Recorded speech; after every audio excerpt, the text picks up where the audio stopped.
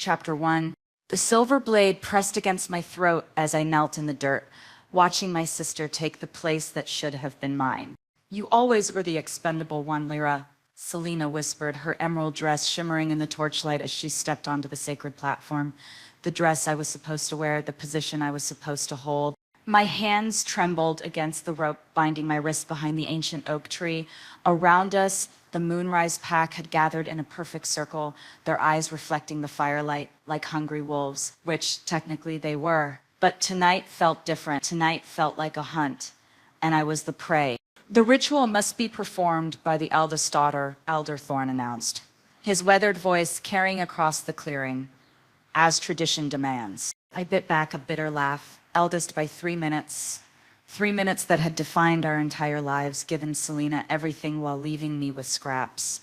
But this was supposed to be different. The Oracle's vision had been clear. The Alpha King would choose his mate tonight, and she would be from our bloodline.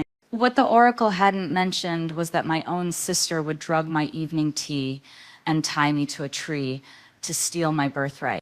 Begin the summoning, Thorn commanded. Selena raised her arms, and I watched in horror as she began the ancient words I'd practiced for months, the words that were supposed to call the Alpha King from the Shadow Realm to bind him to our pack through the mate bond. The air grew thick, electric. Power crackled between the trees like lightning trapped in amber, and then everything went wrong. The ground beneath Selena's feet began to crack. The carefully drawn ritual circle erupted in silver flames, and she stumbled backward, her face pale with terror. What's happening? She shrieked, but Elder Thorn had gone rigid, his eyes rolled back white. The flames rose higher, forming a column of pure energy that made my skin burn even from 30 feet away. Through the fire, a shadow began to take shape. Tall, broad-shouldered, with eyes that glowed like molten gold, the Alpha King had arrived. But instead of looking at Selena, instead of acknowledging the woman standing in the sacred circle, his burning gaze swept the crowd until it found me. Where is she? His voice was like thunder rolling through my bones, deep and commanding and utterly terrifying. Where is my true mate? Selena stepped forward, her chin raised in false confidence. I am here, Your Majesty. I am the eldest daughter. You are not the one I seek. The Alpha King's words cut through her declaration like a blade through silk. He stepped out of the flames, and I could see him clearly now. Dark hair that seemed to absorb moonlight, a face carved from marble and shadow, a body that moved with predatory grace. Power radiated from him in waves that made my wolf whimper inside my chest. The ritual circle recognizes only truth, he said, his golden eyes never leaving mine. It will not be fooled by deception. Elder Thorn stumbled forward, confusion creasing his ancient features. But the traditions clearly state that the eldest daughter must perform the ritual. The Alpha King's voice grew deadly quiet, but they do not specify which eldest daughter. My heart stopped. Lyra, he said, and my name on his lips was like a prayer and a curse rolled into one. Daughter of Marcus and Helen Blackwood, born 17 minutes before the sister who stands in your place. The clearing erupted in shocked whispers. 17 minutes, not 3. 7. That's impossible, Selena snarled. I was born first. I've always been first. Your parents lied. The Alpha King began walking toward me, each step making the earth tremble. They feared what it would mean to have their true firstborn claim her heritage. So they reversed your birth times, raised the younger as the elder, kept the real heir hidden in plain sight. I couldn't breathe, couldn't think. Everything I'd known about my life, my place in the pack, my relationship with my sister, it was all built on a lie. Untie her, the Alpha King commanded, but no one moved. The pack members looked between each other uncertainly, afraid to act without Elder Thorn's permission. The Alpha King's eyes flashed dangerously. I will not ask again. The ropes around my wrists simply dissolved. Silver light burned along my arms where they'd been, and I stumbled forward, free but utterly lost. This changes nothing, Selena hissed, stepping between us. Even if what you say is true, I'm still the pack's chosen representative. You are still nothing to me, the Alpha King said simply. His gaze softened as it returned to me. But you, Lyra Blackwood, are everything. He extended his hand, and I stared at it like it might bite me. This morning, I'd been the forgotten sister, the spare heir, the one who cleaned up after pack meetings and served drinks at gatherings. Now, an Alpha King, the most powerful shifter in existence, was claiming I was his destined mate. I don't understand, I whispered. The mate bond cannot be manufactured, he said gently. It cannot be stolen or transferred or given to another. It simply is, and it has been calling me to you for months. Behind him, Selena's face had gone white with rage. Elder Thorn looked like he might faint. The assembled pack members whispered frantically among themselves. But all I could focus on was the Alpha King's outstretched hand and the warmth radiating from his skin. Choose, he said softly. Come with me willingly, or I will take you anyway. But either way, you are mine and I am yours. The ritual has made it so. From somewhere in the darkness beyond the trees, a wolf howled. Then another, and another. They're coming, someone whispered fearfully. The Alpha King smiled, and it was all sharp teeth and deadly promise. Yes, they are. If you were Lyra, would you take the Alpha King's hand, knowing it would change everything forever? Tell me below, and don't forget to subscribe so you won't miss what happens next when the real danger arrives. Chapter 2. The howls were getting closer. My hand trembled in the Alpha King's grip as he pulled me toward him, his golden eyes scanning the tree line with predatory focus. The warmth of his touch sent electric shocks up my arm, and I could feel something inside me responding, something wild and powerful that I'd never felt before. Rogues, Elder Thorn breathed, his face ashen. They found us. No, the Alpha King said grimly, never taking his eyes off the shadows between the trees. Not rogues, hunters. The words sent ice through my veins. Hunters were worse than rogues. They were humans who knew about our kind and hunted us for sport, for experiments, for the sick pleasure of watching shifters die. The ritual's energy, I whispered, understanding, flooding through me. It called to them. He nodded approvingly. Smart girl. The summoning created a beacon that every supernatural creature within 100 miles could feel, including those who wish us dead. A gunshot cracked through the night, and one of our pack members cried out, clutching his shoulder. Silver bullets, they burned like acid and prevented healing. Everyone shift, protect formation. Elder Thorn commanded, but his voice cracked with fear. Around us, pack members began the transformation, bones cracking and reforming, skin sprouting fur, human cries becoming wolf howls. But there were only 30 of us, and from the sound of the approaching vehicles, there were far more hunters. You need to run, the Alpha King said urgently, his hands gripping my shoulders. Get as far from here as possible. What about my pack, my family? Even as I said it, I looked toward Selena, who stood frozen on the ritual platform, her elegant dress now torn and dirty. Your pack will survive or they won't, he said harshly. But you're the key to everything now. If the hunters capture you, if they realize what you are, what I am. I stared at him in confusion. I'm just a pack member. I don't even rank high enough to have a real voice in meetings. His golden eyes blazed. You're my mate. You're the Luna Queen of all shifters.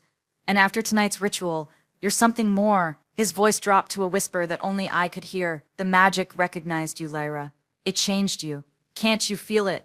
Now that he mentioned it, I could. Power hummed under my skin like electricity, making my fingertips tingle and my vision sharper than it had ever been. The scents around me were overwhelming. Fear, blood, gunpowder, and underneath it all, the Alpha King's scent, pine and smoke, and something wildly masculine that made my wolf purr with satisfaction. Another gunshot, closer this time. A woman screamed. Enough talk, he growled. We leave, now. But before we could move, armed figures burst from the tray line. At least 20 humans in tactical gear, silver weapons gleaming in the firelight. Their leader stepped forward, removing his helmet to reveal a scarred face and cold blue eyes. Well, he said in a voice like gravel, Marcus Crane, at your service, and you must be the legendary Alpha King. His gaze shifted to me, and something predatory flickered in his expression. Though I must say, I wasn't expecting such interesting company. The Alpha King moved protectively in front of me, a low growl rumbling in his chest. You're trespassing on pack lands, human. Marcus laughed, a sound devoid of warmth. Packlands, according to our legal documentation, this is government property. We're here on official business. Since when do government agents travel in the dead of night with silver bullets? Since monsters started thinking they could hide among decent people. Marcus's smile turned vicious. We know what you are, all of you. And we know about the ritual you just performed. My blood turned to ice. They've been watching, planning. The girl, Marcus continued, his eyes fixed on me with uncomfortable intensity. She's the one, isn't she? The one the ritual chose. I can smell the magic on her from here. The Alpha King's growl deepened, and I could feel the change beginning in him, his human form struggling to contain the wolf beneath. You will not touch her, he snarled. Oh, I think I will, Marcus replied pleasantly. You see, we've been studying your kind for years. Breeding programs, genetic manipulation, behavioral modification, but we've never had a true mate pair to experiment on, especially not one with this level of power. The clearing erupted into chaos. Pack wolves leaped at the hunters while silver bullets flew through the air like deadly stars. The Alpha King roared and began to shift, his form expanding and darkening as he became something between man and beast, larger than any wolf I'd ever seen, with claws like daggers and teeth that gleamed in the firelight. But there were too many hunters, and they'd come prepared. Silver nets flew through the air, trapping shifted pack members. Tranquilizer darts followed the bullets. Within minutes, half our pack was down. Lyra, run! The Alpha King commanded, even as he tore through 3 hunters with a single swipe of his massive claws. But I couldn't move, couldn't breathe.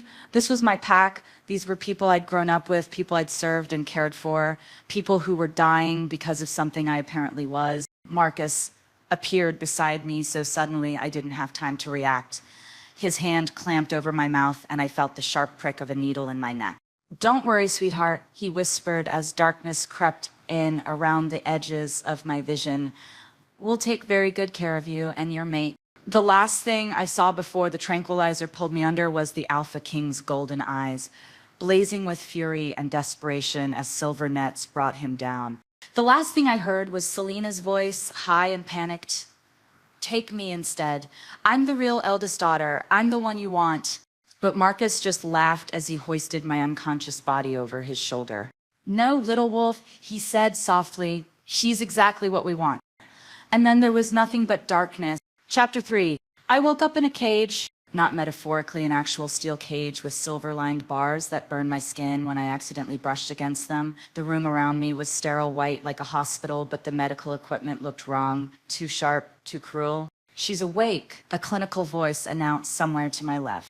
I turned my head, trying not to show how much the movement hurt, and saw a woman in a lab coat making notes on a clipboard. Behind her, through a reinforced window, Marcus Crane watched with those cold blue eyes. Where is he? My voice came out as a croak. The woman, Dr. Something according to her name tag, smiled without warmth.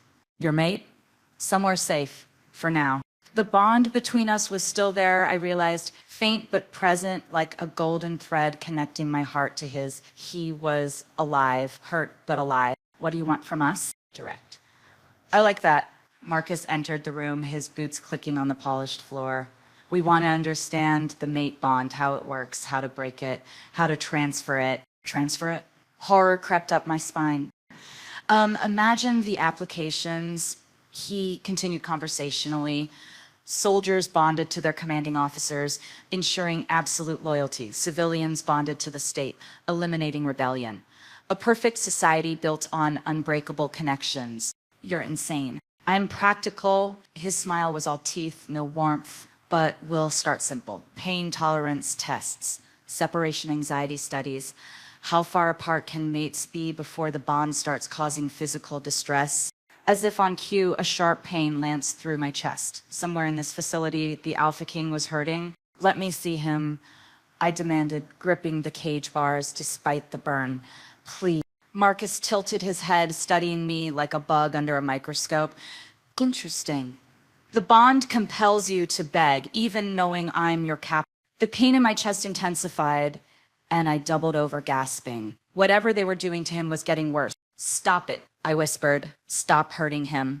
We're not hurting him, Dr. Cold Smile said, making more notes. We're simply testing his limits, silver exposure. electrical stimulation, standard procedures. Rage flooded through me, white hot and overwhelming. The power I'd felt during the ritual surged beneath my skin, and the lights in the room flickered. Marcus stepped closer to the cage, his eyes bright with interest. Now that's fascinating. Emotional triggers seem to activate the enhanced abilities. Enhanced abilities? Oh, my dear girl, did no one tell you? He crouched down to my eye level. The ritual didn't just create a mate bond, it awakened something else in you. Something we've been searching for decades to understand. The lights flickered again, and I could smell ozone in the air. The Luna power, he continued, the ability to channel and amplify the strength of all wolves connected to you. In the old stories, a true Luna could heal mortal wounds, could make her mate invincible in battle, could even bring wolves back from the edge of death. My hands were glowing now, silver light pulsing under my skin in rhythm with my heart. And the best part, Marcus said, his voice dropping to an excited whisper, is that it's transferable.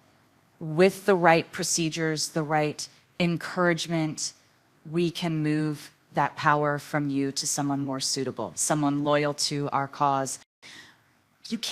I breathe, can't we? We've already begun the preliminary test. Your sister was quite eager to volunteer as a recipient. The world tilted.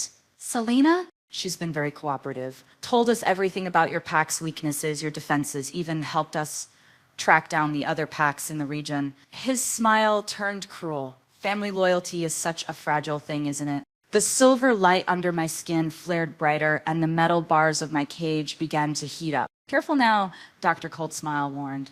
Too much excitement, and we might have to sedate you again. And sedation makes the bonding transfer process so much more unpleasant. A roar echoed through the facility, deep, primal, and filled with such rage that it made my bones vibrate. The Alpha King was fighting back. Marcus stood up, checking his watch, right on schedule. The silver poisoning should be reaching critical levels about now. Amazing how much pain a mate bond can transmit, isn't it? I felt it then, not just his pain, but his desperation, his fear, not for himself, but for me. Through the bond, I could sense him fighting against restraints, against poison, against the growing weakness in his body, all to try to reach me. You're killing him, I whispered. Eventually, yes, but not until we've extracted what we need from both of you. Marcus headed for the door. Doctor, prepare the subject for phase 2. I want to see how much power we can draw out before the mate bond breaks entirely. The moment the door closed behind him, I felt something shift inside me. The rage, the desperation, the love flowing through the mate bond, it all crystallized into something sharp and purposeful. The silver light under my skin stopped flickering and began to glow steady and bright. The metal bars of my cage groaned under suddenly immense pressure. Dr. Cold Smile looked up from her clipboard, her eyes widening. Impossible. The silver should be suppressing. The cage exploded outward. I stood in the wreckage, power coursing through me like liquid fire, and for the first time in my life, I felt truly dangerous. Where is my mate? I asked softly. Dr. Cold Smile scrambled backward, hitting an alarm button. Red lights began flashing throughout the facility, but I was already moving, the Luna power guiding me through the maze of corridors like a homing beacon. I could feel him now, close, but getting weaker by the second. Behind me, I heard Dr. Cold Smile screaming into a radio. Subject has broken containment. Repeat, the Luna subject has broken containment. Let them come, I thought grimly. They wanted to see what the Luna power could do. They were about to find out. The facility's corridors blurred past me as I followed the golden thread of the mate bond, silver light streaming from my hands like liquid moonfire. Every step sent power crackling through the sterile walls, shorting out security cameras and making the fluorescent lights explode in showers of sparks. Armed guards rounded the corner ahead, weapons raised. Stop right there. I didn't even slow down. The Luna power surged outward, and their silver bullets melted mid-air before they could reach me. One guard's weapon simply crumbled to dust in his hands. They scattered, shouting into their radios about unprecedented paranormal activity. The bond pulled me deeper into the facility, past laboratories filled with nightmarish equipment, past cells containing other captured shifters who called out desperately as I passed. I wanted to help them, but the Alpha King's life was fading with every second. I could feel it through our connection, his heartbeat growing irregular, his breathing shallow. At the end of a heavily reinforced corridor, I found him. He was suspended in the center of a circular chamber, silver chains wrapped around his wrists and ankles, dozens of IV lines running into his arms. The liquid in the bags was silver tinted, slowly poisoning him, drop by drop. His magnificent form was reduced to human shape, unconscious and pale as death. Magnificent specimen, isn't he? I spun around to find a man I didn't recognize leaning against the door frame, tall, silver-haired, wearing an expensive suit that looked wildly out of place in this sterile horror show. His smile was warm and charming, but his eyes were as cold as winter ice. "Who are you?" I demanded, power still crackling around my hands. "Victor Crane," he said with a slight bow. "Marcus's father and the real architect of this little operation." Crane? The name hit me like a physical blow. The Crane family, old money, political connections, rumored ties to every major supernatural incident in the past century. "Ah, I see you recognize the name." Victor stepped into the chamber, seemingly unbothered by the silver light pouring off me. "My family has been studying your kind for generations. My great-grandfather was there when the first Alpha was captured in 8. My grandfather developed the silver injection protocols we still use today, and I perfected the art of breaking mate bonds. You're the one behind all this. Guilty as charged." His smile widened, revealing teeth that were just slightly too sharp. "Though I prefer to think of myself as a researcher, a pioneer. Do you have any idea how rare true mate pairs are? We've been waiting decades for subjects like you."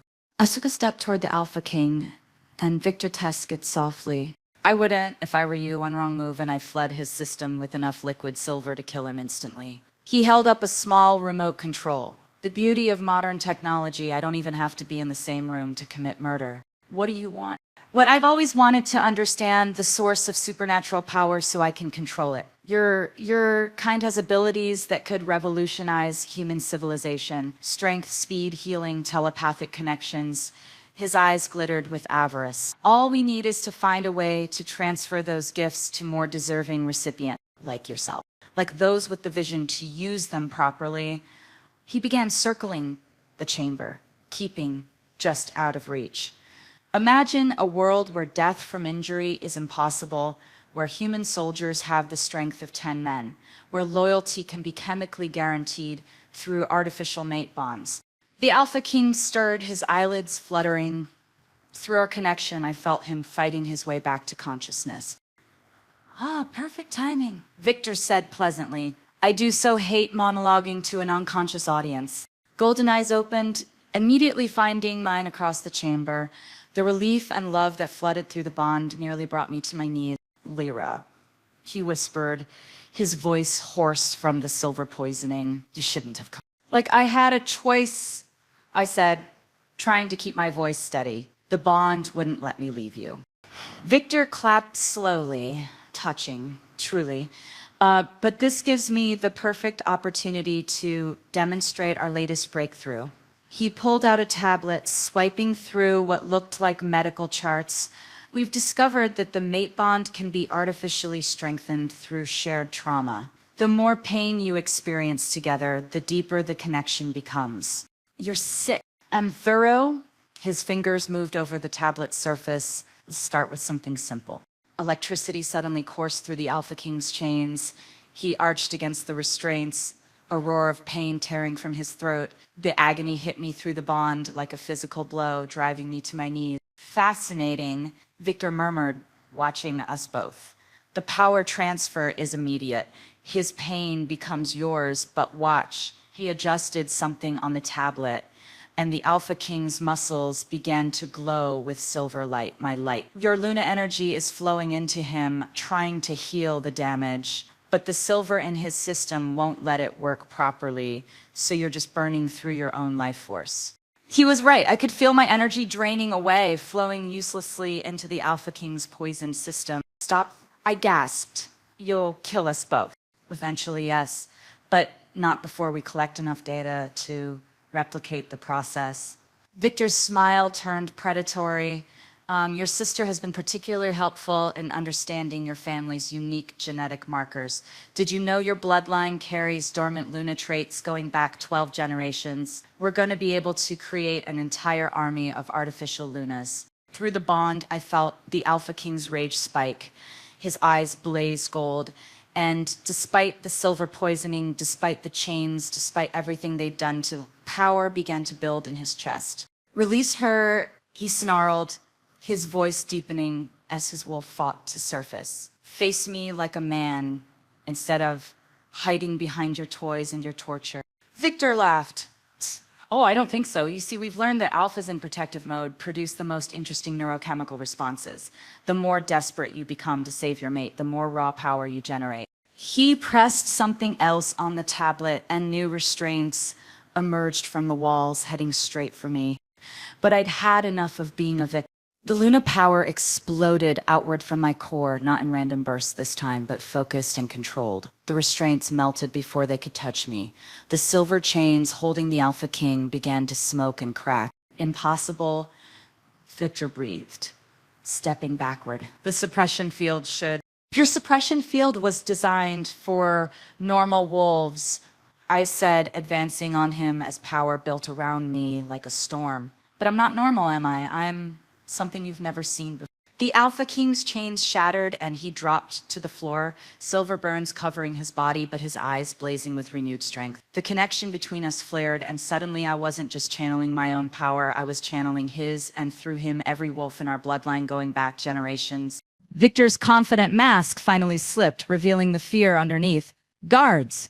But no guards came. Through the facility, I could hear alarms blaring and distant explosions. Something else was happening. The Alpha King struggled to his feet, his body already beginning to heal now that the silver chains were broken. The cavalry arrives, he said grimly. Victor's eyes widened in understanding. The other packs, did you really think, the Alpha King said, his voice gaining strength with every word, that you could capture the Luna Queen and the Alpha King without consequences? Every shifter pack in North America felt the bond calling for help. Through the shattered windows, I could hear them now, dozens of howls echoing through the night. Not howls of pain or fear, but howls of war. Victor backed toward a hidden door in the wall, his composure completely shattered. This isn't over. We have contingency plans, other facilities. Your sister will answer for her betrayal, the Alpha King finished coldly. But first, we deal with you. The door slammed shut behind Victor just as the first explosions rocked the building's foundation. The Alpha King reached for me, and the moment our hands touched, the Luna power stabilized, flowing between us in perfect harmony. Are you ready to show them what a true mate bond can do? He asked, his golden eyes fierce with love and battle lust. I smiled, feeling more myself than I ever had in my entire life. Let's tear this place apart. Chapter 5. The facility shook as another explosion rocked the upper levels. Through our joined hands, I could feel the Alpha King's strength returning, but also his urgency. We weren't safe yet. The other prisoners, I said, thinking of the desperate voices I'd heard calling out as I passed their cells. We can't leave them. He nodded grimly. Victor will try to use them as leverage or eliminate the evidence entirely. Either way, we're their only hope. We moved through the corridors together, our powers flowing in perfect synchronization. Where I melted silver locks, he tore apart reinforced doors. Within minutes, we'd freed a dozen captured shifters, wolves, bears, even a pair of young ravens who shifted and took to the air immediately. Scouting ahead, the exits blocked. One of the ravens called down to us, multiple vehicles, armed humans. But there's a service tunnel in the basement level. That's where they'll trap us, the Alpha King said darkly. Victor's too smart to leave an obvious escape route unguarded. As if summoned by his words, the facility's intercom crackled to life. Attention, supernatural specimens. Victor's voice echoed through the halls, smooth and mocking. I'm afraid I can't allow you to leave just yet. You see, we've made some fascinating discoveries during your brief captivity. The Alpha King's hand tightened on mine. Through the bond, I felt his protective instincts flare. Miss Blackwood, Victor continued, Your sister has been most informative about your family history. Did you know your bloodline doesn't just carry Luna traits? According to Selena, your grandmother used to tell stories about ancestors who could speak to the dead, who could see the future, who could, and this is the interesting part, resurrect fallen pack members. Ice flooded my veins. Those were just stories, fairy tales my grandmother told to make us feel special about our heritage. I see you're listening. Victor's voice purred through the speakers. Imagine my delight when we realized we'd captured not just any Luna, but a potential necromancer. The applications are limitless. He's lying, the Alpha King said urgently, but I could see doubt in his golden eyes. Those bloodline gifts haven't manifested in centuries. The intercom crackled again. To prove my point, I've prepared a small demonstration. Check security monitor 7. A screen flickered to life on the wall beside us, showing a stark white room. My heart stopped. Selena lay on a metal table, perfectly still, her skin pale as marble. Silver ivy lines ran into her arms, and machines beeped steadily around her bed, but her chest wasn't moving. She volunteered for the procedure. Victor's voice said, with false sympathy, so eager to prove she was the better choice for Luna Queen. The silver injection was meant to prepare her body to receive your transferred powers, but I'm afraid her system couldn't handle the dosage. She's dead. I whispered, my legs going weak. For the moment, yes. But here's where it gets interesting. Touch the screen. Don't, the Alpha King warned. But I was already moving. The moment my palm pressed against the monitor, power exploded out of me, not the controlled Luna energy I'd been learning to handle, but something older, wilder, darker. Through the electrical connection, I felt my consciousness slam into Selena's still and found her soul trapped in a gray space between life and death, screaming, Lyra! She looked exactly as she had in life, but her eyes were filled with terror. I'm sorry, I'm so sorry. I thought they would just capture you, make you give up your birthright. I never meant for anyone to die. Selena, they lied to me. They said they could transfer the Luna power without hurting you, but they were going to kill you both. I tried to stop them, but it was too late. And then Victor said he needed to test the resurrection theory. Her words were cut off as something dark and hungry stirred in the gray space around us. Ancient power, older than the shifter bloodlines, older than human civilization, the kind of magic that demanded a price for every miracle. Choose. Victor's voice echoed through the in-between space. Your sister's life, or your mate's. The necromancer power will work, but it requires a soul exchange. Save one, lose the other. No!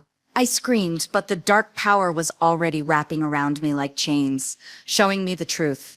I could bring Selena back, but the magic would tear the Alpha King's soul from his body to balance the scales. Or I could refuse, let my sister stay dead, and keep my mate safe. Through our bond, I felt the Alpha King's realization, his love, his acceptance, his desperate determination to make the choice for me. Do it? His voice came through the intercom. He'd found another monitor connected to the system. Save your sister. She made a mistake, but she doesn't deserve to die for it.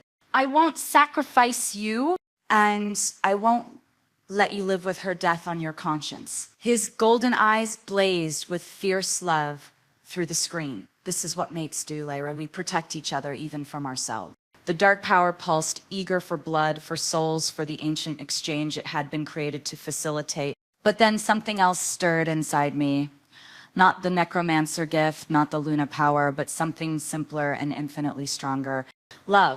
Love for my mate, for my sister, even for the pack members who'd never truly seen me. Love that refused to accept Victor's twisted choice. There's always another way, I whispered, and plunged deeper into the dark power, not to wield it, but to understand it. The magic was old. Yes. Hungry, yes. But also lonely. It had been twisted by centuries of fear and misuse, forced to demand terrible prices because that's what its wielders expect. What if I offered it something else instead? Take my Luna power, I said to the darkness. All of it. Let me be ordinary, human even, but bring back my sister without harming anyone else. The dark magic paused, considering, but the Alpha King's voice roared through our bond. Absolutely not. Lyra, Without the Luna power, the mate bond will break.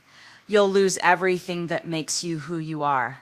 He was right. I could feel it already. Offering up the Luna gift would sever my connection to the shifter world entirely. I'd become fully human, lose my mate, lose my place in any pack.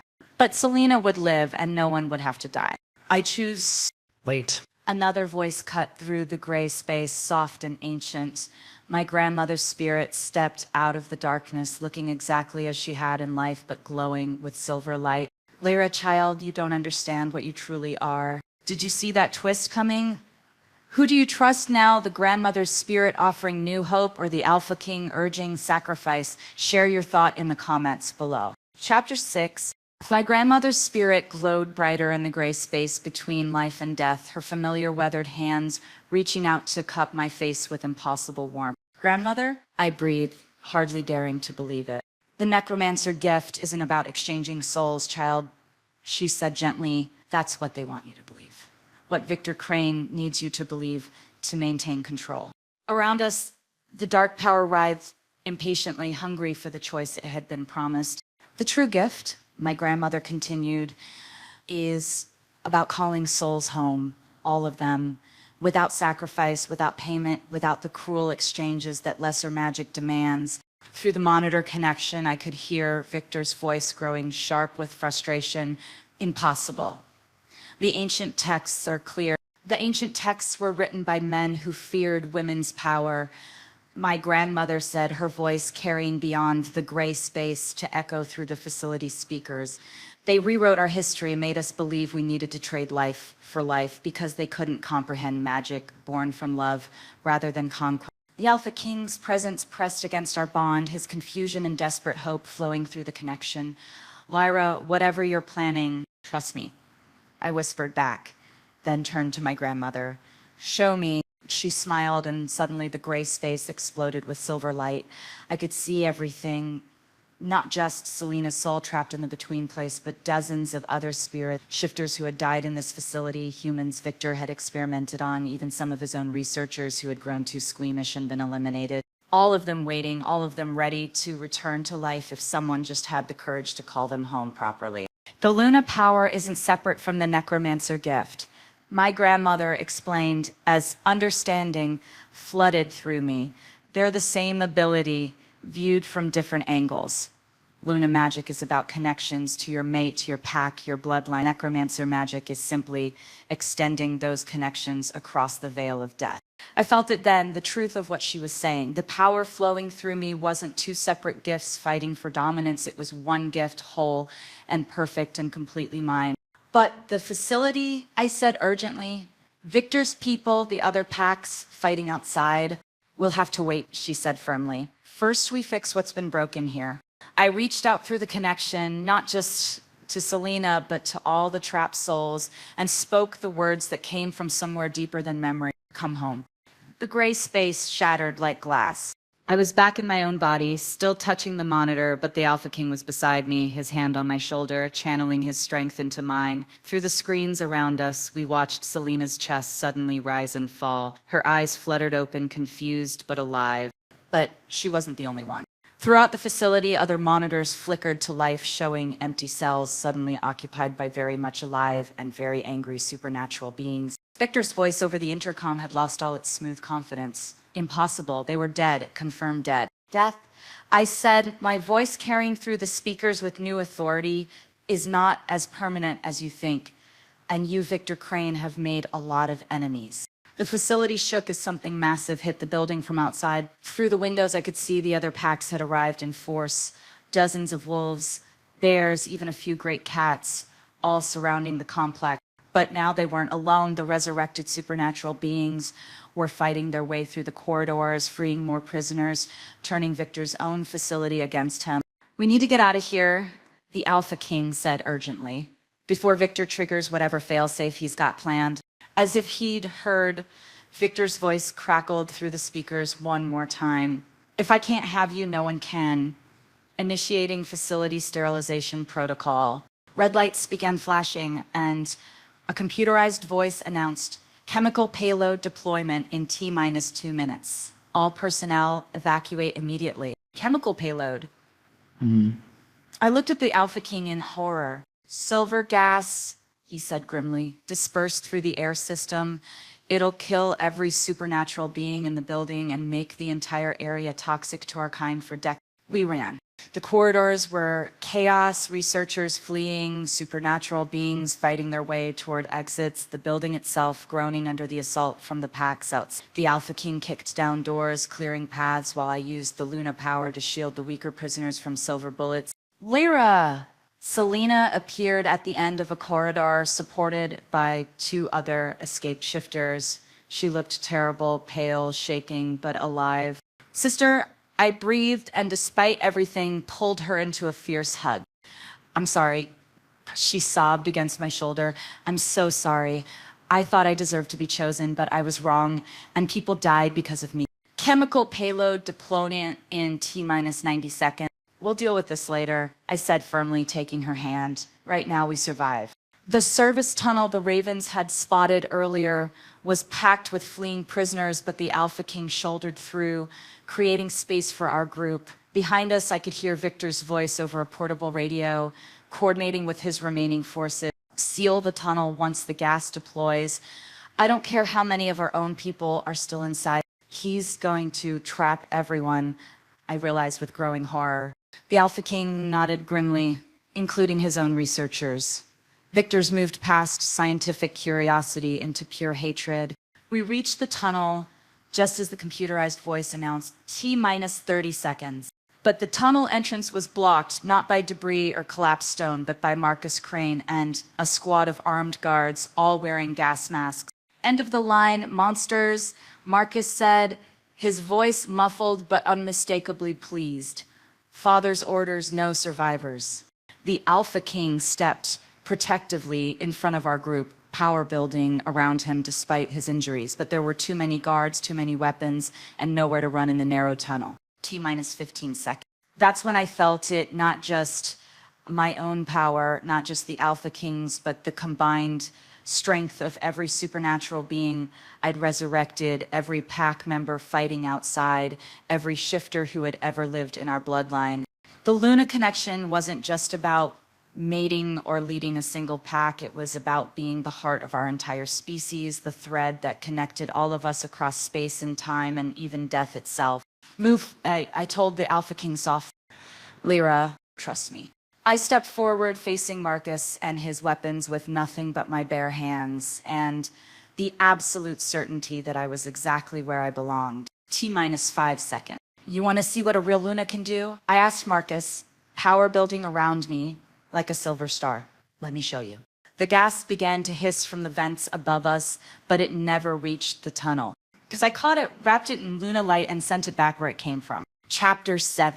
The silver gas turned to harmless vapor the moment it touched my Luna light, but Marcus and his guards didn't wait to see the outcome. They opened fire, silver bullets screaming through the tunnel toward our group. I caught those too. Each bullet stopped midair, suspended in threads of silver power, before melting into harmless droplets that fell to the tunnel floor like rain. Impossible. Marcus breathed, his confidence finally cracking. The gas should have weakened you. Your father never understood, I said, advancing on him as the other supernatural beings streamed past us toward the exit. Power doesn't come from fear or control. It comes from connection. Behind me, I could feel the Alpha King's fierce pride through our bond, but also his growing concern. The effort of reversing the gas and stopping the bullets was draining me faster than I'd anticipated. Marcus seemed to sense it too, as fear shifted back toward cunning. You're burning through your energy reserves. How long can you keep this up? He was right. The necromancer magic had taken more out of me than I'd realized, and now maintaining shields for dozens of fleeing prisoners was pushing me toward my limit. But we were so close to the exit, so close to freedom. Long enough, I said, hoping it was true. That's when Victor's voice echoed through the facility one last time, not over the intercom, but from hidden speakers throughout the tunnel system. Clever girl. But you've made one crucial mistake. The tunnel walls began to glow with embedded silver wire, a trap within a trap. The entire escape route had been lined with enough silver to poison every supernatural being who tried to use it. The gas was never the real weapon. Victor's voice continued, smug satisfaction oozing through every word. It was the bait to drive you exactly where I wanted you. Around us, the weaker shifters began to collapse as silver poisoning set in. Selena stumbled, her newly resurrected body unable to handle the toxic exposure. Even the Alpha King was gritting his teeth against the burning sensation. But I felt nothing. Why isn't it affecting you? Marcus demanded, his eyes wide with confusion and fear. I looked down at my hands, still glowing with silver light, and suddenly understood, because I'm not fighting it anymore. The Luna power wasn't separate from the silver, it was the same energy, refined and purified. What poisoned other supernatural beings was my natural element. The silver isn't your weapon, I told Marcus, reaching out to touch the glowing wires. It's mine. Power exploded through the tunnel system like lightning through a conductor. Every silver wire, every trap, every hidden weapon Victor had embedded in the facility became an extension of my will. I could feel Victor now, holed up in his command center 3 levels above us, frantically trying to activate emergency protocols. I could feel his remaining guards scattered throughout the building, their silver weapons suddenly useless. I could even feel Marcus beside me, the silver fillings in his teeth conducting my power directly into his nervous system. Stop, he gasped, falling to his knees. Please, but I wasn't trying to hurt him, I was simply connected. Through the silver network, I reached out to every supernatural being in the facility, using the very trap Victor had set to link us all together. Their pain became shared, distributed among dozens instead of concentrated in individuals. Their fear dissolved into collective courage, their exhaustion transformed into renewed strength. For the first time in my life, I truly felt like a Luna, not just the Alpha King's mate, but the living heart of our entire community. This is impossible, Victor's voice cracked through the speakers, no longer smooth or confident. The silver should be killing you. The silver is what makes me who I am, I replied, my voice carrying through every speaker in the building. Just like you never understood that true power isn't about domination, it's about unity. The tunnel walls stopped glowing as I absorbed the poisonous energy, converting it into something that strengthened rather than weakened us. The collapsed shifters began to stand, their eyes blazing with renewed determination. But even as I felt our victory within reach, something was wrong. The Alpha King's bond, it was changing, not weakening, but shifting into something I didn't recognize. Lara, he said, urgently gripping my arm. The silver network, it's doing something to the mate bond. I could feel it too. The connection between us was expanding, deepening, but also becoming unstable. Too much power, channeled too quickly, was threatening to burn out the very thing that made us mate. Victor knows, the Alpha King said grimly, realization dawning in his golden eyes. This was his real plan all along. Use the silver network to overload our bond, break it permanently. Through the speakers, Victor's laughter echoed through the facility. Did you think I hadn't studied every mate pair in recorded history? The bond has limits. Push too much power through it, and it snaps like an overstretched cable. Horror flooded through me as I felt the truth of his words. The network that was saving everyone else was slowly destroying the connection between me and my mate. Then we shut it down, I said, starting to pull back from the silver. No, the Alpha King said firmly. If you stopped now, Victor triggers the backup systems. Chemical weapons, silver gas, maybe even conventional explosives. Everyone dies. But if I continue, the bond breaks and we lose each other forever. Through the network, I could sense Victor's triumph. He'd created the perfect trap, save our people and lose our love, or preserve our bond and watch everyone die. Choose. Victor's voice taunted through the speakers. Luna Queen or mate. You can't be both. The Alpha King's hand found mine, his fingers intertwining with mine, even as I felt our bond beginning to fray at the edges. I choose us, I whispered. What? I choose all of us, I said more firmly, and instead of pulling back from the silver network, I opened myself to it completely. If Victor thought the mate bond had limits, he was about to learn how wrong he was. Chapter 8. Instead of fighting the silver network's drain on our mate bond, I embraced it completely and discovered Victor's fatal miscalculation. The mate bond wasn't like a cable that could snap from overuse. It was like a river that grew stronger the more tributaries fed into it. Every supernatural being connected through the Silver Network wasn't weakening my bond with the Alpha King. They were becoming part of it. What are you doing? The Alpha King breathed, his golden eyes wide as he felt the change. What I was born to do, I said, silver light erupting from every pore as the Luna power evolved beyond anything recorded in the old stories. I am connecting us all through the network. I felt it happening. The bear shifters trapped in the western cells, their strength flowing into the bond. The Raven twins, their keen sight and flight abilities joining the collective power. Even the human researchers who had been secretly sympathizing with our people, their courage and compassion, adding threads to the growing tapestry of connection. Victor's voice cracked through the speakers, panicked now. Impossible! The human nervous system can't handle that much psychic feedback. I'm not just human anymore.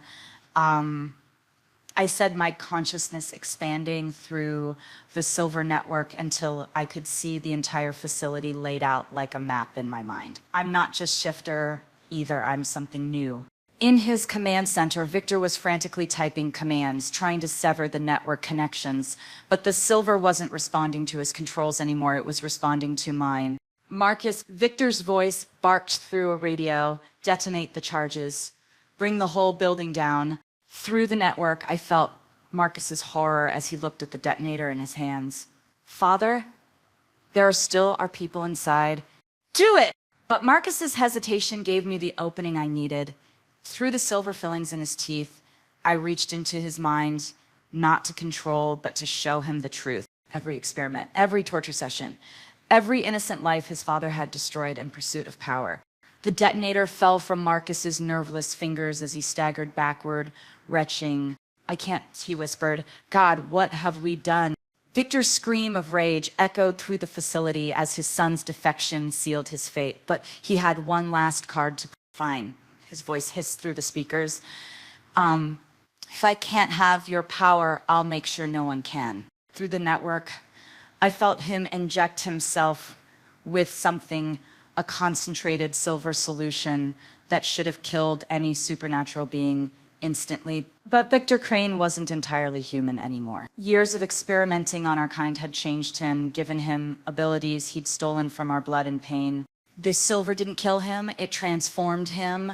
He burst through the command center doors in a form that was part human, part something else, something wrong and twisted and hungry. His skin had taken on a metallic sheen. His eyes glowed with silver fire, and when he moved, the air itself seemed to bend around him. You want to see real power? He snarled, his voice echoing with harmonic frequencies that made the building's support beams groan. Let me show you what evolution looks like. He raised his hands and silver energy lanced out, not the warm, connecting power I wielded, but something cold and poisonous that sought to sever every bond I'd created.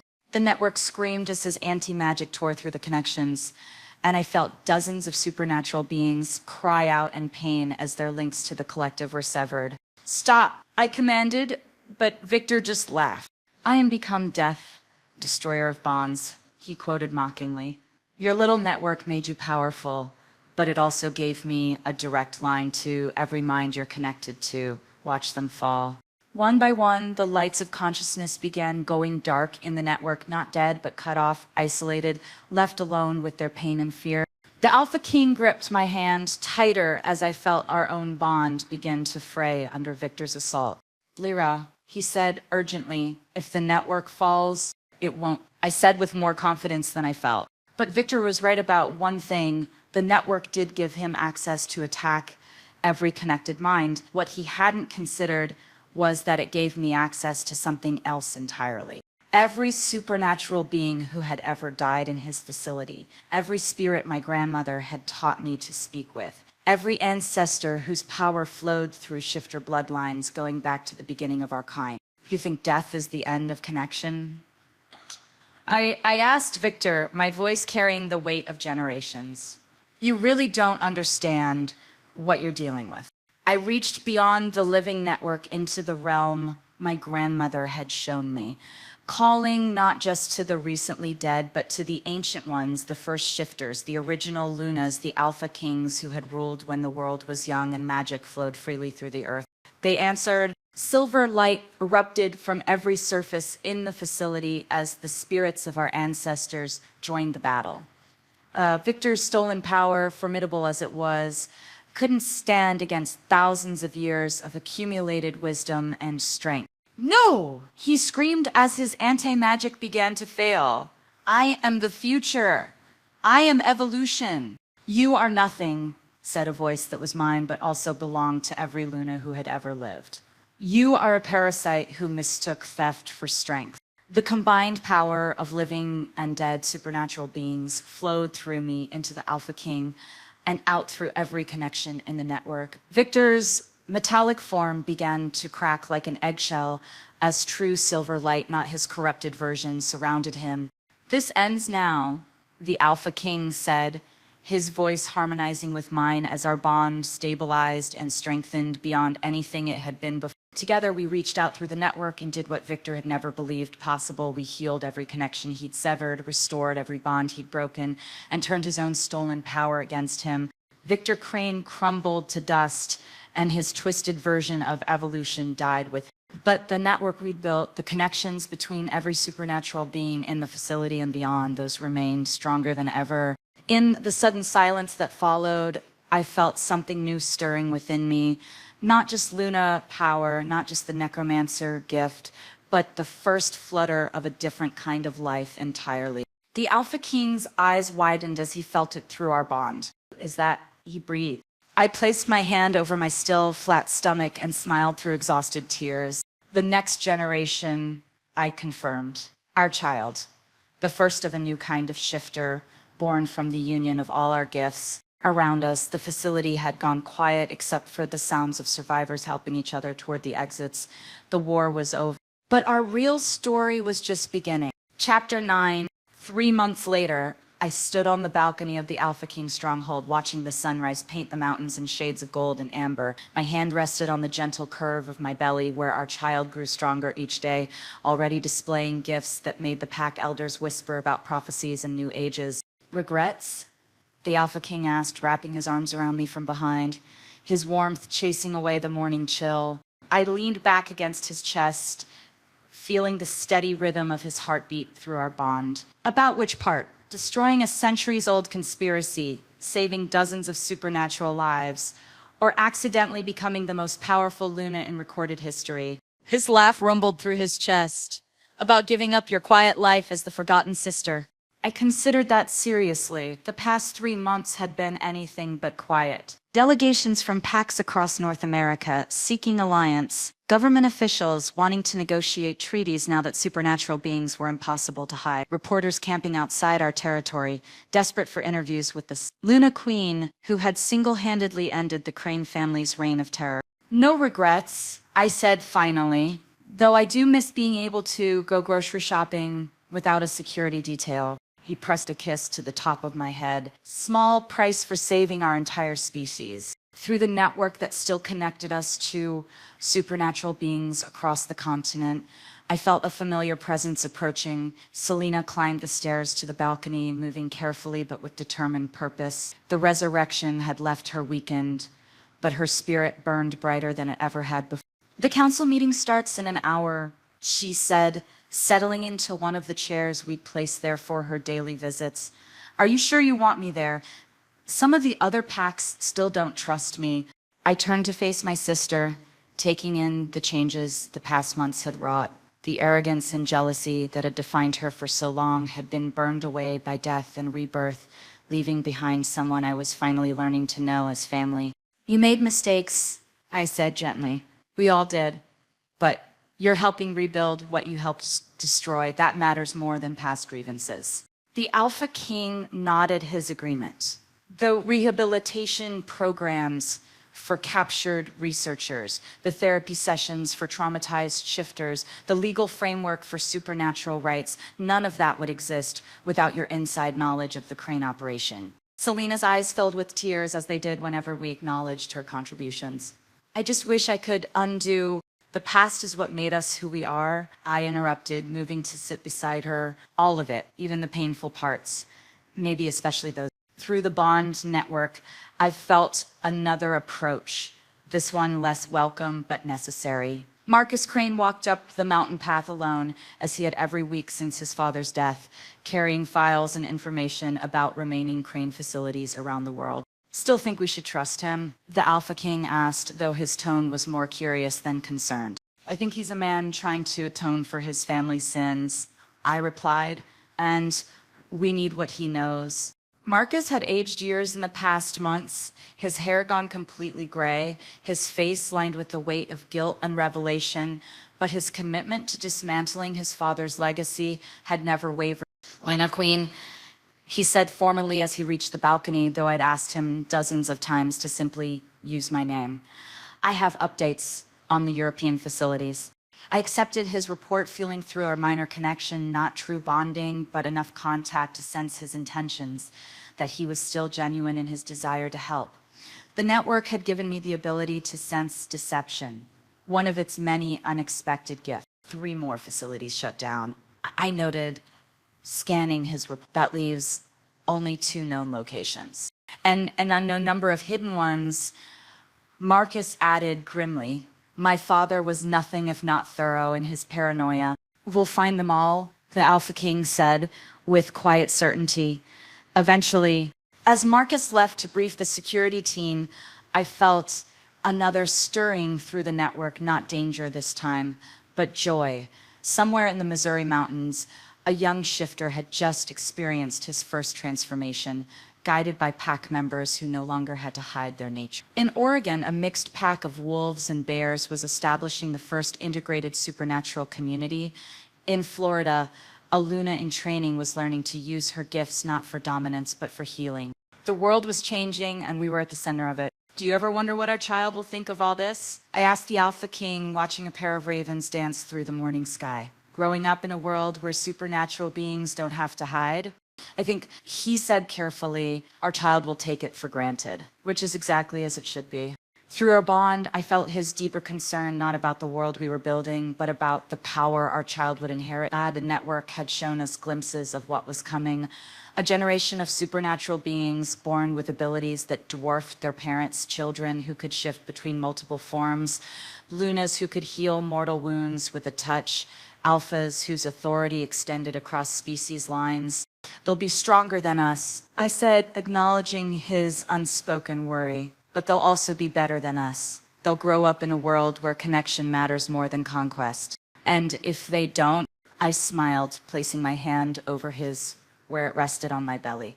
Then they'll have parents who learned the hard way that love is stronger than power. A soft chime echoed through the stronghold, the signal that the morning council session was about to begin. Representatives from dozens of packs, along with human government liaisons and international supernatural authorities, would spend the next several hours debating everything from territory boundaries to education policies.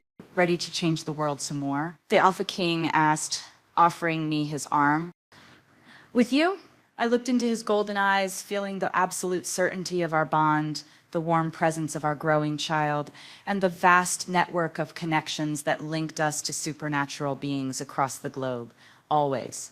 We walked into the stronghold together, and through the network, I felt the collective anticipation of our people, not fear of the unknown, but excitement for what we would build together. Outside, the sun climbed higher, casting light on a world where the impossible had become possible, where love had conquered fear, and where a forgotten sister had become exactly who she was always meant to be. The Luna Queen, the heart of the network, the beginning of everything new. But most importantly, I was simply Lyra Mate, sister, daughter, and soon-to-be mother, in a world where being yourself was finally enough. Which moment touched you the most? The sister's redemption, the mate bond that saved everyone, or the promise of a new generation? Share it in the comments. And if you loved this journey from Forgotten Sister to Luna Queen, hit subscribe so you're here for the next story of love conquering all. Story summary. This story follows Lyra Blackwood's transformation from forgotten second daughter to Luna Queen. When her sister Selena drugs her and steals her place at the mate ritual, the Alpha King reveals Lyra is actually the true firstborn and his destined mate. Their bond leads them through capture by the Crane family's supernatural experimentation facility, where Lyra discovers her dual Luna necromancer heritage. She ultimately defeats the twisted Victor Crane, saves both living and dead supernatural beings through a revolutionary network of connections, and emerges as the most powerful Luna in history, pregnant with a child who represents the next evolution of their species. The story ends with hope, unity, and the promise of a world where supernatural beings no longer have to hide. If you enjoyed this story, you will surely love the next one. It's as crazier and more intriguing as you can ever imagine. So do check it out. Click on the image showing on your screen right now to watch the next one. Thank you for watching this story to the end.